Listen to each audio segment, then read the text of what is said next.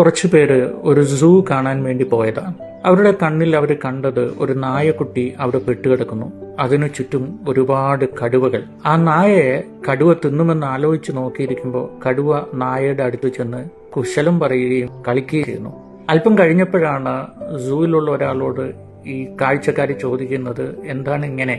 അപ്പോൾ പറഞ്ഞു, ഈ കടുവകളെ പ്രസവിച്ച അമ്മ ചത്തുപോയി. അന്ന് ഇവിടെ ഉണ്ടായിരുന്ന ഈ നായക്കുട്ടിയാണ് ഇവർക്കെല്ലാം പാല് കൊടുത്ത് വളർത്തിയത്. അതുകൊണ്ട് ആ കടുവകൾക്കെല്ലാം ഇത് അമ്മയാണ്. കാലക്രമത്തിൽ കടുവ വളർന്ന് ഒരുപാട് വലുതായെങ്കിലും അമ്മ നായയോട് അവർക്ക് വലിയ ഇഷ്ടമാണ്. ഈ കാര്യം ശരിക്കും സംഭവിച്ചതാണ്.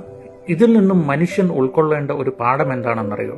നമ്മൾ ഒരാളെ ആത്മാർത്ഥമായാണ് സ്നേഹിക്കുന്നത്, അല്ലെങ്കിൽ ഒരാളോട് സ്നേഹം പങ്കിടുന്നത് എങ്കിൽ അയാൾ എത്ര ക്രൂരനാണെങ്കിലും എത്ര ശക്തിമാനാണെങ്കിലും നിങ്ങളെ തിരിച്ചുപദ്രവിക്കില്ല, നിങ്ങളെ സ്നേഹിച്ചിരിക്കും.